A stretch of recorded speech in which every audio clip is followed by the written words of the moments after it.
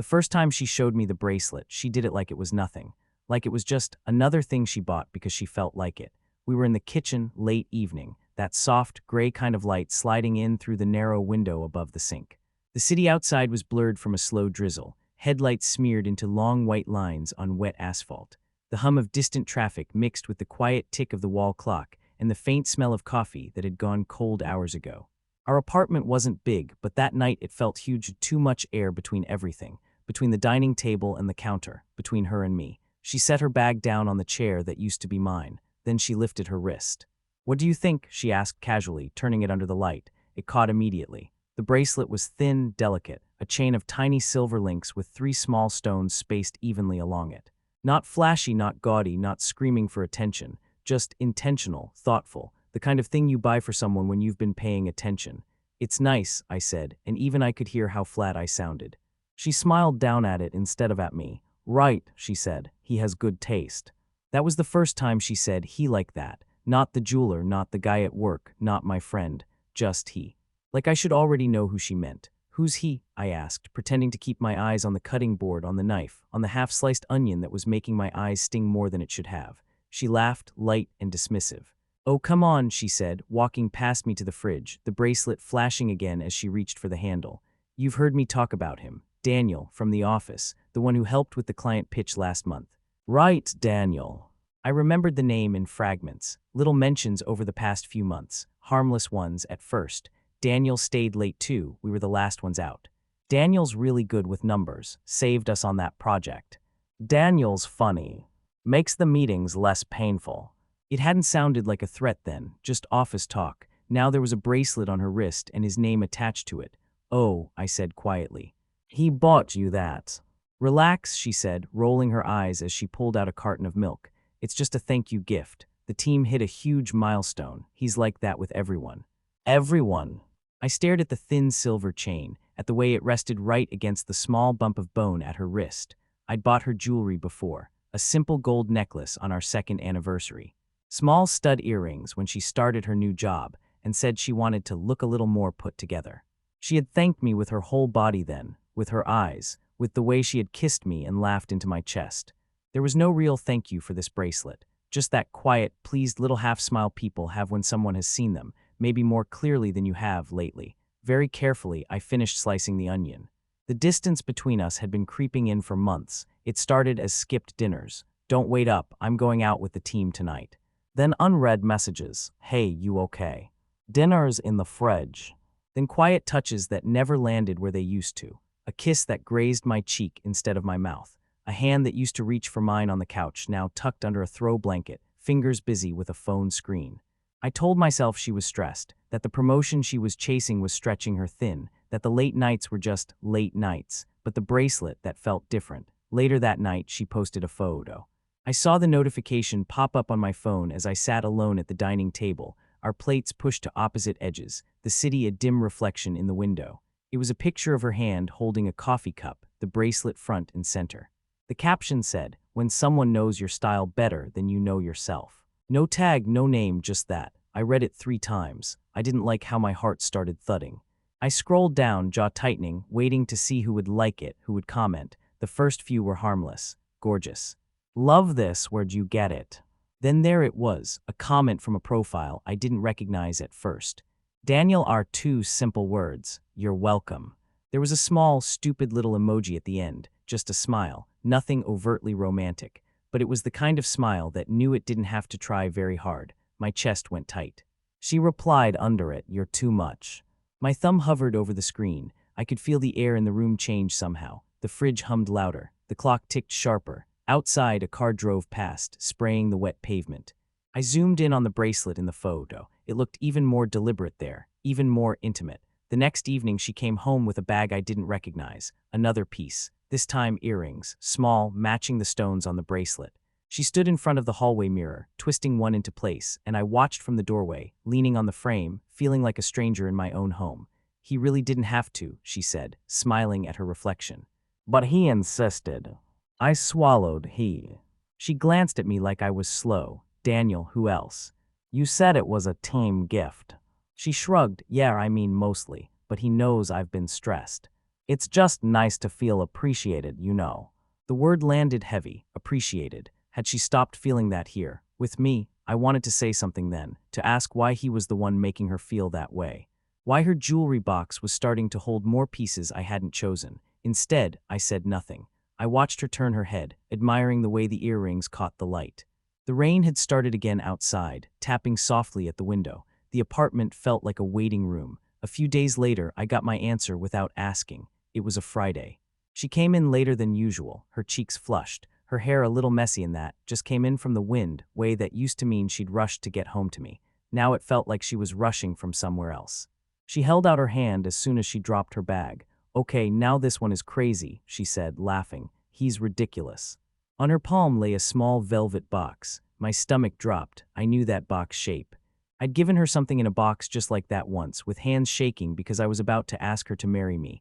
She popped it open with her thumb. Inside was a necklace. It matched the earrings, the bracelet, a complete set. "Do you like it?" she asked, eyes bright. There was a faint scent on her, cologne that wasn't mine, threaded through her perfume. It was subtle, like everything else. Maybe he sat close enough in a car. Maybe he hugged her goodbye. "Maybe."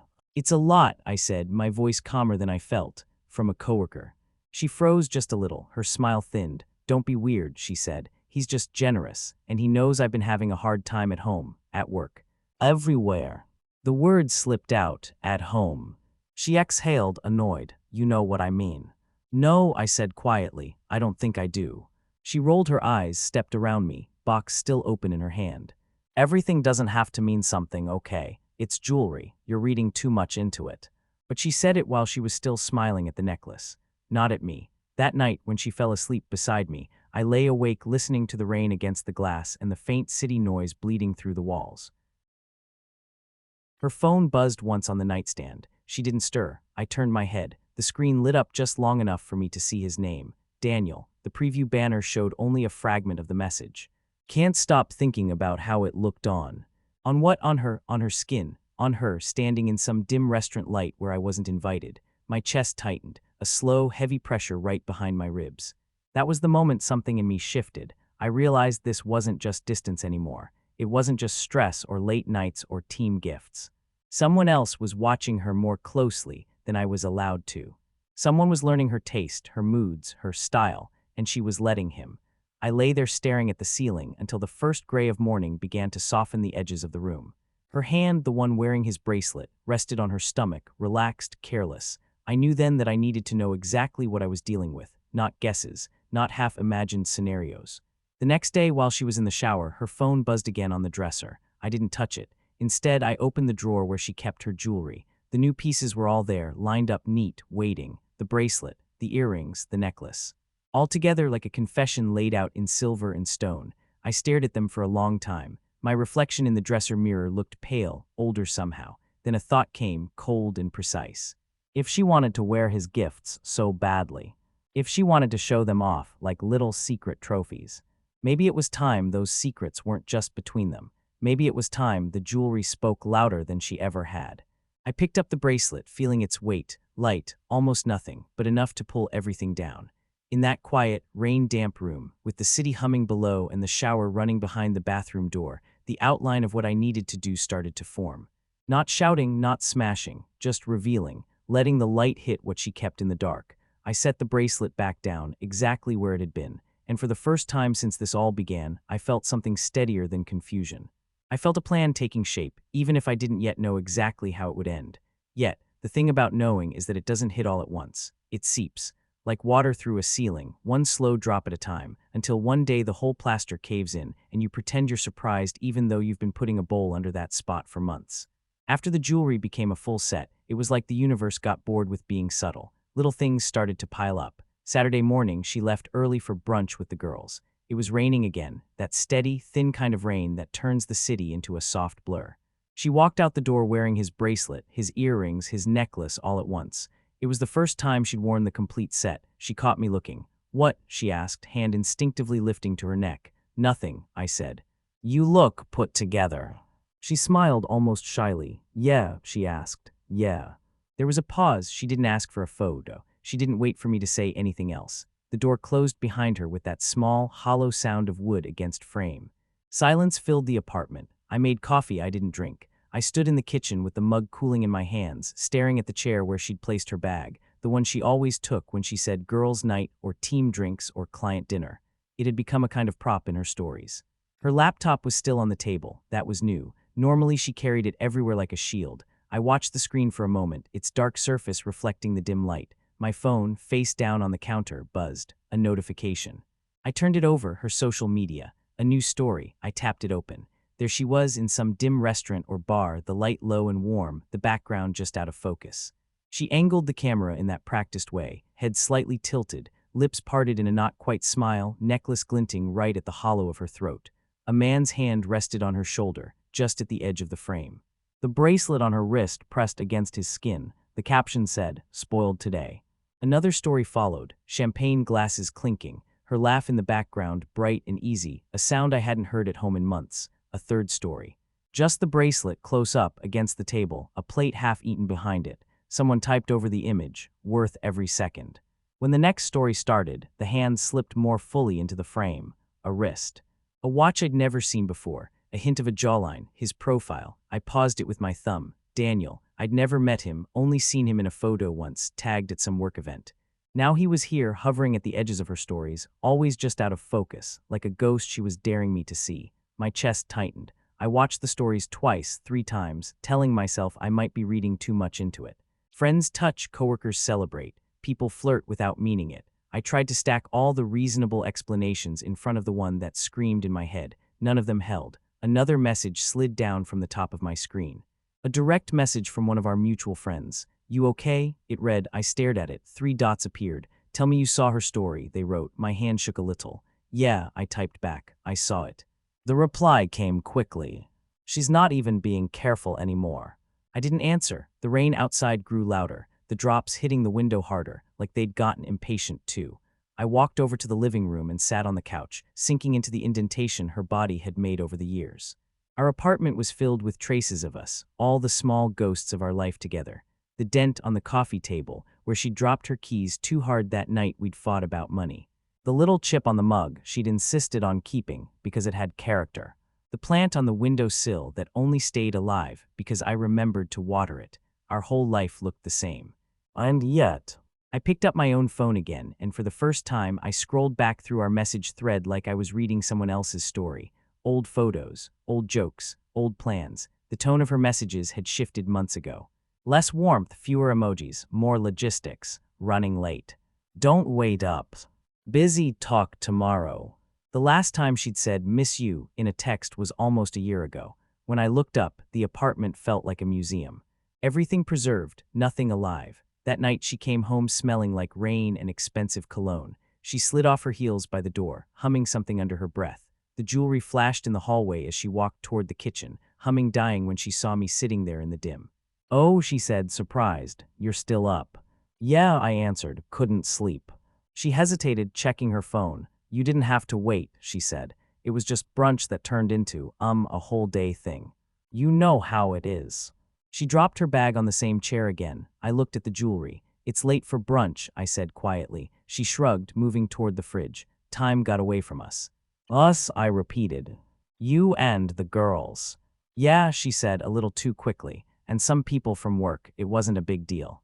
Her phone buzzed on the counter. She flicked her eyes to it reflexively, then away. The name lit up. Daniel. I didn't miss it. Neither did she. Her hand moved to flip the phone face down. Something in my chest snapped, not with a sound, but with a sudden clarity. "Is that him?" I asked. She froze. "Who?" she said, the word stiff. "Daniel," I said, letting his name finally sit between us. "The one who buys you jewelry for team milestones." Her jaw tightened. "You're being ridiculous," she said. "He's a friend. He's my coworker. You're reading into everything because you're insecure." The word landed like a slap. "Insecure," I repeated. She didn't back down. "If you trusted me, you wouldn't make every little thing into some conspiracy," she said, her voice rising just enough to wake the thin walls.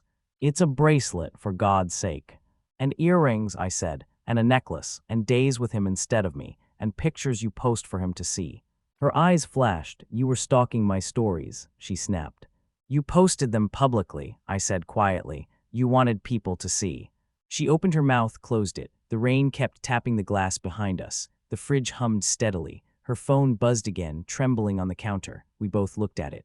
She took a step closer, then stopped. "What do you want me to say?" she asked finally, shoulders dropping. "That he's important to me, that he's been there while we've been falling apart, that he listens when I talk." Silence stretched between us, thick and heavy. "I listen," I said, but it came out smaller than I meant it to. "Do you?" she asked, and the way she said it hurt more than anything. "Or do you just hear me and wait for your turn to talk?" The unfairness of it burned in my throat. "I'm your husband," I said. She laughed once, bitter and short. "Yeah," she said, "on paper at least." The words lodged in my chest. On paper, like the vows, the anniversary dinners, the late-night hospital visits when her anxiety hit so hard she couldn't breathe, were just bureaucratic details. Her phone vibrated again, insistent. "Daniel. Home safe."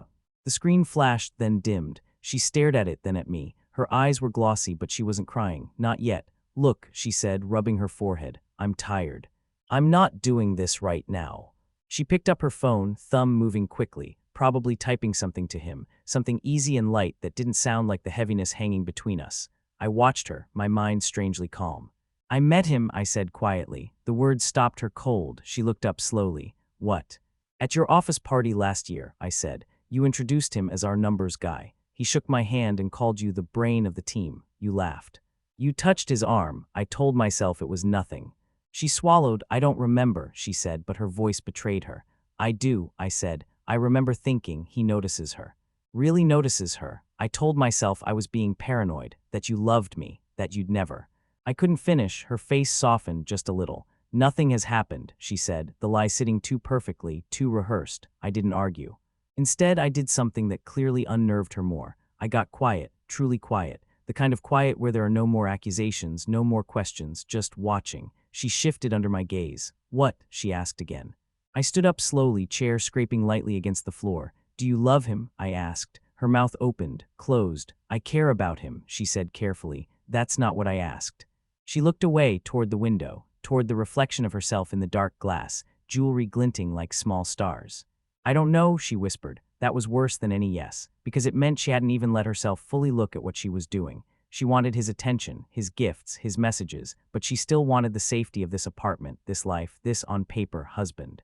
She wanted both. That's when the rest of the plan clicked into place. Not revenge exactly, not the dramatic kind with yelling and throwing things and slashed tires, something quieter, more precise. If she wanted to wear her secrets on her skin, if she wanted to flaunt them like trophies just out of focus, then maybe it was time those secrets had an audience she couldn't control. I didn't say any of that out loud. Instead, I stepped toward her. She flinched just slightly. Her hand went instinctively to the necklace, fingers curling around the pendant like she needed to protect it. "Don't worry," I said softly. "I'm not going to rip it off." Her shoulders dropped a fraction. I let my eyes trace the bracelet, the earrings, the necklace, the whole set. "The jewelry suits you," I said, her brows knit. "Are you mocking me?" "No," I said. "I'm just noticing you, like he does." Something flickered in her eyes. Guilt maybe, fear, recognition. She turned away, muttering something about being exhausted, about needing a shower, about us talking properly tomorrow. I let her go. The bathroom door closed behind her, the lock clicking into place. The shower turned on, water hitting tile. I stood alone in the kitchen, listening to the pipes groan, the rain on the window, the faint vibration of her phone as it lit up again on the counter. The apartment felt like a stage between acts. Quiet, dim waiting. That night, long after she fell asleep with damp hair and bare skin, the jewelry resting on the dresser like abandoned evidence, I lay awake and pictured exactly how this would end. Not with a scream, not with a thrown ring, with a room full of people, with light, with her own choices reflected back at her so clearly she couldn't pretend not to see them anymore. I didn't know exactly when or where yet. But I knew one thing: when the reveal finally came, it wouldn't be my anger that broke her. It would be the way the truth looked when it was no longer wearing anything pretty, not even his gifts, and I would be there, watching. As quietly as I'd watched her drift away, the reveal didn't happen the way it does in movies. There was no dramatic soundtrack, no slow-motion glass shattering on the floor. It started with an invitation, her sister's birthday. A small gathering at a downtown restaurant with dim lighting and candles on the tables, the kind of place where everyone spoke just a little softer, like their secrets were sitting at the table with them. "We should go together," she said one morning, almost offhand, as if the past few weeks hadn't been thick with half-truths and sideways glances. "It would mean a lot to my family." "Your family," I almost said. The same family she'd been slowly distancing me from, showing up at events alone with some vague excuse that I was tied up with work. What changed? I asked. She hesitated, spoon halfway to her mouth, cereal going soggy. They've been asking about you, she said, and I think it would be good for us to show we're okay. We're okay. The words didn't fit in my mouth anymore, but I nodded. Sure, I said. We'll go. She let out a breath she probably didn't know she'd been holding. Great, she said. It's semi-formal. I'm going to wear the black dress, the one you like. She said it like an offering, like a bargaining chip. I remembered that dress. The first time she wore it, she twirled in front of the mirror, asking if it made her look too much. I told her she looked perfect. We'd never made it to the dinner we were supposed to go to that night. Now I just nodded. Yeah, I said. That one's nice. She smiled, small and uncertain. The week leading up to the dinner felt stretched, thin like paper held to the light. She worked late twice, came home tired, jewelry clinking softly as she undid clasps and set pieces in the dish on the dresser. I watched, I listened, I waited. What she didn't know was that a different kind of preparation was happening in the background. Conversations, screenshots sent by the same mutual friend who'd messaged me about her stories. A quiet talk with her brother, who had seen her downtown once when she'd told the family she was working late, saw her laughing in the street, rain in her hair, a man's hand at the small of her back. Daniel again just out of focus, but now close enough for recognition. No one wanted to believe it, not really, but the pieces lined up too neatly. The jewelry, the messages, the stories, the late nights, and then the final piece. A photo I hadn't taken. They were on a terrace somewhere, city lights behind them, her head thrown back mid-laugh, his face close to hers. Her hand rested on his chest, bracelet shining under the warm string lights. The photo wasn't posted publicly. It was in her phone. A friend from work, someone who had watched this whole thing unfold from the inside and decided they'd had enough, sent it to me with a simple message. You deserve to know. The day of the dinner arrived. Rain again. It seemed the weather had decided to stay on theme with our marriage. She came out of the bedroom in the black dress, zipping the side as she walked down the hall. Her hair was pulled back in that loose, effortless way that took her an hour. The necklace rested at her collarbone, earrings catching the light when she turned her head. She'd chosen his set. Of course she had. Help me with the bracelet, she asked, holding it out to me, turning her wrist like a model. I stared at it for a moment. It was so small, so delicate, like a noose pretending to be an accessory. Carefully, I took it from her. My fingers brushed her skin, and for a second the old familiarity tugged at something in me. I fastened the clasp quietly. There, I said. She smiled. Thanks, she said. You're being sweet tonight. There was a hint of surprise in her voice, like she'd gotten used to my distance. I stepped back and looked at her fully. You look like a version of yourself I haven't seen in a while, I said. She blinked. I don't know if that's a compliment, she said. It is, I replied. On the way to the restaurant, the city was a wash of gray and light. Wipers swept rain off the windshield in slow arcs. The hum of the engine filled the car with a low vibration. She scrolled through her phone beside me, thumbs moving quickly. I knew who she was talking to. She didn't bother to hide the smile that tugged at the corner of her mouth. You're quiet, she said without looking up. I'm thinking, I said. About what? How much can change, I said, without anything looking different on the surface. She frowned, finally looking at me. What's that supposed to mean? I didn't answer, not yet. Inside the restaurant, her family greeted us with hugs and loud voices, coats falling from shoulders, chairs scraping, cutlery clinking. Her sister beamed when she saw us together. You two clean up nice, she said. She hugged me a little tighter than usual, lingered just a second longer. I knew she knew something, not everything, but enough. We took our seats around the long table, candles flickering, menus being passed, waiters floating like ghosts through the dim.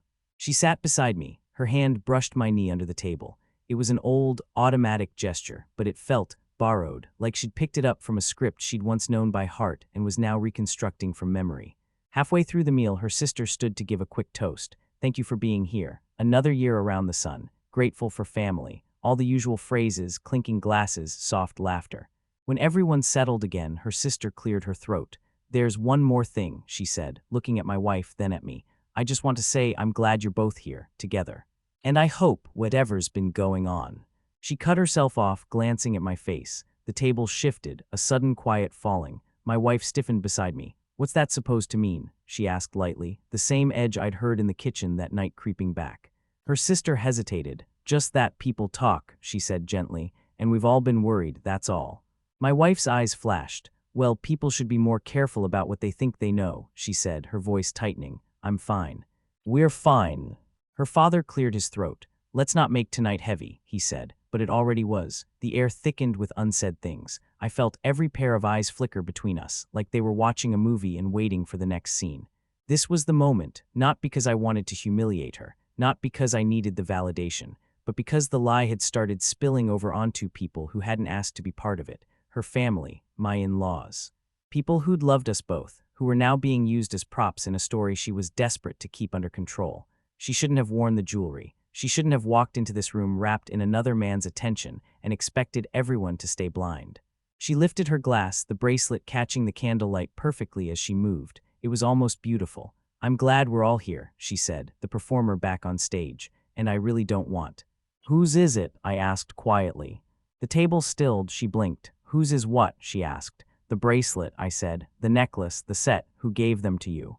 Her gaze hardened. "We've been over this," she said. "It was a gift from work, a group thing. We're not doing this here." Her sister looked between us, eyes narrowing, noticing the tension, the way her fingers tightened around the stem of her glass. "It's not a group thing," I said calmly. I reached into my jacket. Her breath hitched. I pulled out my phone, laid it on the table between us. The screen lit up, the photo already open. The terrace, her laugh, his face close, the jewelry shining under string lights. There was a visible shift in the room, like all the oxygen had rushed toward the center of the table. Her mother's hand went to her mouth. Her brother swore quietly under his breath. My wife's eyes locked on the screen, pupils shrinking, color draining from her face. "Where did you get that?" she whispered. "Does it matter?" I asked softly. Her fingers shook as she reached for the phone, but I moved it just out of her grasp. "Is that Daniel?" her sister asked, voice thin. My wife swallowed, eyes darting around the table, searching for an ally, a way out, a new version of the story she could sell. "He's just a friend," she said, but even she didn't sound convinced. "This is taken out of context. You don't understand." I tilted my head. "Explain it," I said. "Explain the context, the jewelry, the stories, the late nights. The girls' nights that somehow always end with him." "Stop," she hissed, her mask starting to crack. "Not here." Her father's voice cut through the murmur. "Is it true?" he asked. His tone was steady, but his knuckles were white around his fork. She stared at him, then at her mother's disappointed eyes, her brother's clenched jaw, her sister's tear-rimmed stare. Something in her collapsed. "Yes," she whispered. "I mean, it's not what you think. It just happened." "It didn't just happen," I said, the words coming out quieter than I expected. "You invited it, piece by piece, bracelet by bracelet, laugh by laugh." The candle between us flickered, casting small shadows up the side of her face. She looked small, smaller than I'd ever seen her. "Why are you doing this?" she asked, voice cracking. "Why here? Why in front of them?" "Because they're part of this," I said. "Because you brought them into your lie when you walked in here wearing his gifts like trophies, expecting me to keep pretending I was still the only one at this table who didn't know." Tears started to gather in the corners of her eyes, catching on her lashes. "I was going to end it," she said desperately. "I swear, I needed time. I made a mistake." "A mistake doesn't come in a matching set," I said. The table remained silent. The restaurant around us carried on clinking cutlery, low laughter, music humming from hidden speakers. Our world, however, had shrunk to the few feet of wood between my phone and her trembling hand. Her mother finally spoke. "I don't recognize you," she said softly. My wife flinched as if struck. I'm still me," she said, voice breaking. I got lost." I looked at her then, really looked, at the woman I'd married. At the woman who had laughed with me in this same city, in this same rain, in rooms that now felt like crime scenes. She was both. The person I loved and the person who had hurt me were the same person. That was the hardest part. Quietly, I turned the phone face down. "This isn't just about what you did," I said. "It's about what you let yourself become while you were doing it." She opened her mouth to respond, but no sound came out. A waiter approached, sensing the tension, then retreated with a polite nod when no one acknowledged him. I pushed my chair back slowly. "Where are you going?" she asked, panic rising. "Home," I said, "to pack some things. I'll stay somewhere else for a while." Her breath came out in short, quick bursts. "No," she said, standing up so quickly her chair scraped loudly, drawing a few glances from nearby tables. "We can talk about this. We can fix it. Please don't leave like this." I looked at her family, at the people who had just witnessed the version of her she'd been hiding. "I'm not storming out," I said. "I'm not making a scene. I'm just done pretending we're fine. You wanted to show off your new life piece by piece. Tonight, you got to see the whole picture." Her hand reached for my arm. I stepped back just enough. That hurt her more than if I'd yanked away. Her fingers hung in the air for a moment before falling to her side. "Please," she whispered, Don't do this." Her sister stood, eyes bright with tears, placing a gentle hand on her shoulder. "Let him go," she said quietly.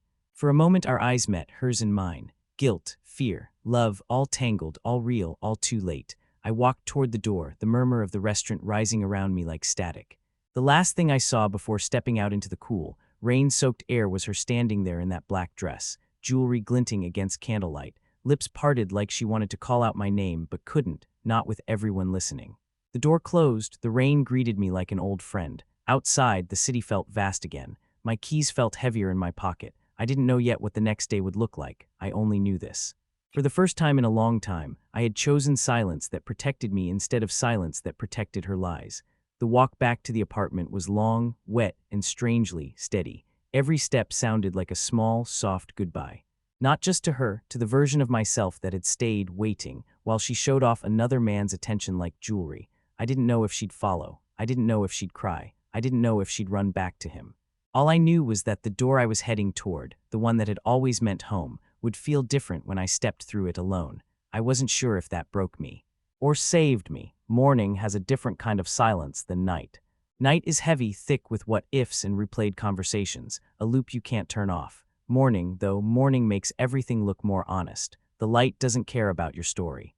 It just comes in, soft and pale, revealing whatever survived the dark. That first morning alone in the apartment, the light felt like a stranger. It slipped around the edges of the curtains and landed on the empty side of the bed, the one she used to fill with tangled hair and soft breaths and the occasional sleep-muttered word.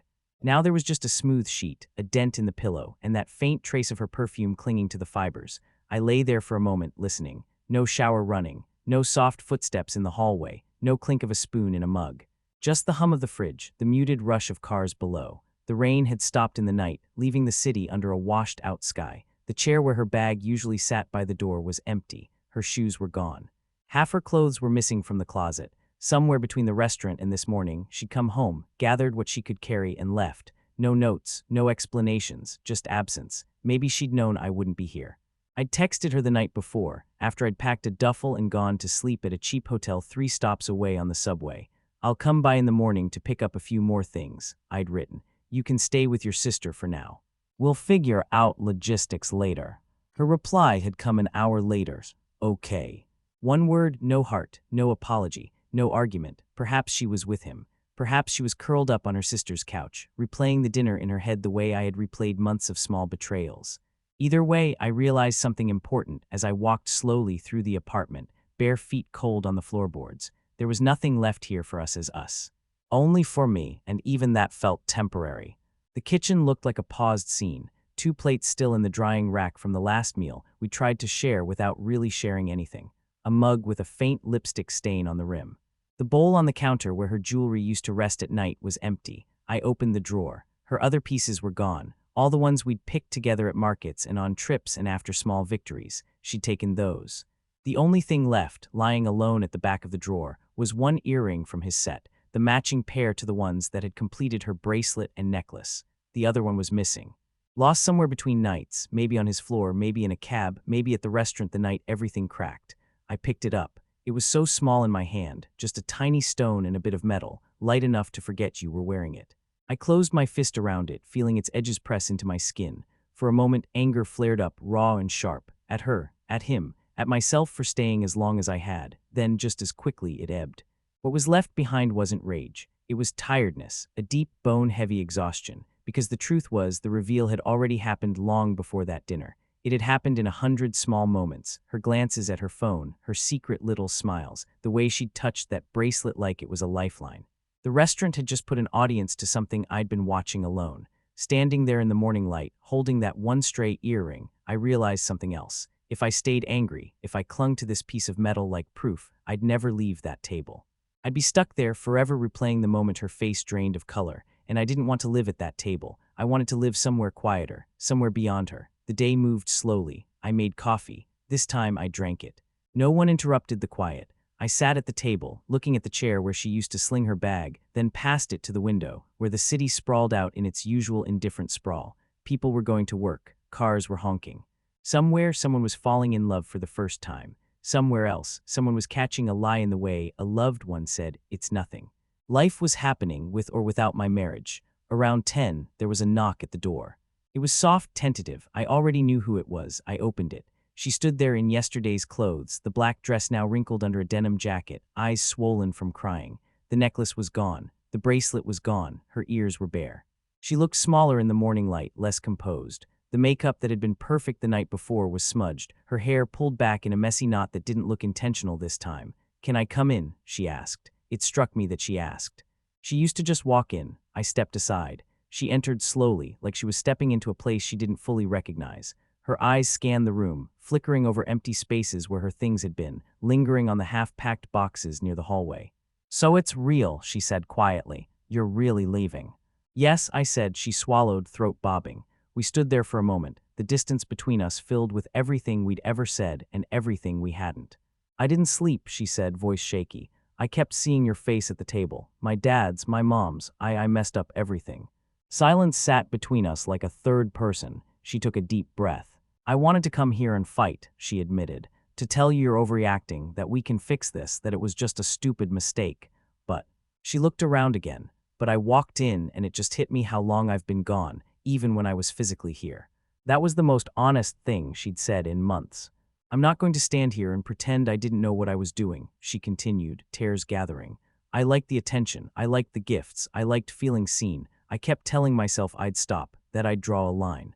But every time I put on something he gave me, it felt like I was choosing a different version of myself." Her voice cracked, "And I chose her over you." The words stung, but there was relief in hearing them spoken aloud. No more half-truths, no more you're reading into it. "Just ownership. I'm not blameless," I said quietly. "I stopped showing up in ways you needed. I got comfortable. I assumed marriage was autopilot once the paperwork was signed. I didn't notice the small ways you started leaving until you were already gone in here." I tapped my temple. She wiped at her cheek with the back of her hand. "I should have talked to you," she said, "instead of letting someone else listen." "Maybe," I said, "but you didn't, and now we're here." She nodded, lips pressing together. "I broke us," she whispered. "Yes," I said, not unkindly. She looked at me sharply, as if expecting me to soften it, to say something like, "We both did." I didn't, because part of letting go meant naming things for what they were, without cushioning them in mutual blame just to make them easier to swallow. Her eyes fell to my hand. "What's that?" she asked. I opened my fist. The single earring sat on my palm, small and accusatory. "I found it in the drawer," I said, "the only piece left." Her face crumpled. "I must have lost the other one," she said, voice breaking. "I didn't even notice when." Of course she hadn't. Adultery is like that. You don't notice what you're losing until everything you didn't mean to lose is already gone. I walked past her to the small balcony that overlooked the street. The door stuck for a second, then gave way with a soft groan. The air outside was cool, carrying the smell of last night's rain and fresh coffee from the shop down the block. She followed, standing just inside, arms wrapped around herself. "What are you doing?" she asked. I held the earring between my thumb and forefinger. "For a while," I said, "I thought about keeping this, as proof, as a reminder. As something I could point to in case I ever started thinking I was overreacting." I turned it, watching it catch the light. "But if I keep it," I continued, "it keeps you here. It keeps him here. It keeps all of this here." Her eyes shone. "You're just going to throw it away?" she asked. "Yes," I said. Her breath shook. "Won't that feel like letting me off too easy?" she whispered. "No," I said, surprising myself with how sure I sounded. "It will feel like letting myself off." She sucked in a breath. We stood in the doorway, morning traffic humming below, the city yawning awake around us. Then I opened my hand and let the earring fall. It tumbled once, twice, glinting in the air before disappearing into the clutter of the street, lost among leaves, cigarette butts, and forgotten coins. Just another small, shiny thing that didn't matter to anyone passing by. She made a small sound in her throat, half gasp, half sob. "That was expensive," she said, and then laughed through her tears at how absurd that sounded. "I'm sure he'll buy you another," I said gently. She flinched as if I'd struck her, then nodded slowly, the truth of it settling heavy on her shoulders. "I don't know if I'm going back to him," she admitted. "Last night, after you left, he texted, called, I couldn't answer." I just stared at my phone and realized I'd burned one life for something I don't even know how to name. "That's between you and him now," I said, "and between you and yourself. It doesn't have to involve me anymore." She wiped her face again. "I don't want this to be how our story ends," she whispered. "Neither do I said, "but sometimes you don't get to choose the ending. You only get to choose how you leave it." She sank into one of the kitchen chairs, shoulders shaking. "I thought I wanted to be chosen," she said, By someone, anyone. I didn't realize I was the one doing the choosing all along. I leaned against the counter, feeling strangely calm. We both let small distances grow instead of closing them, I said. You filled that space with someone else. I filled it with denial. I think we both deserve better than what we became. She looked up, eyes red but focused. Can you ever forgive me? She asked. It was the first time she'd used the word. Forgive, not excuse, not justify. Forgive. I thought about the question, really thought about it, about nights alone waiting.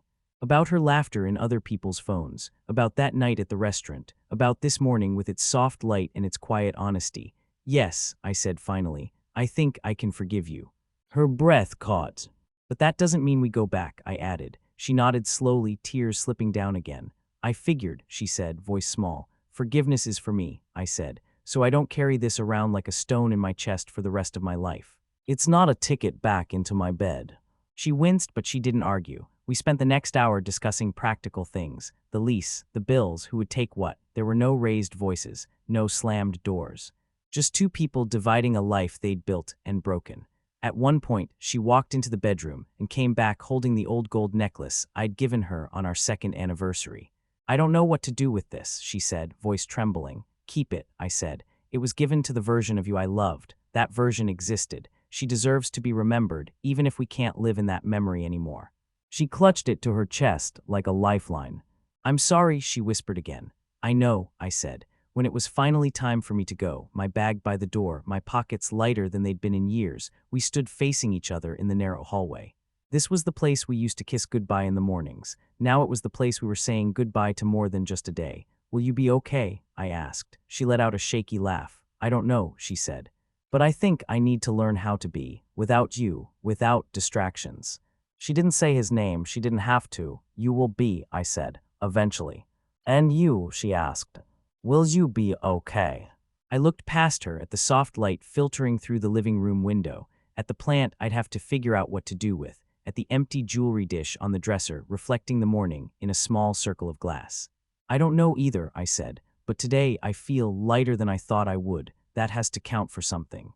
We stood there for a few seconds more, the moment stretching thin.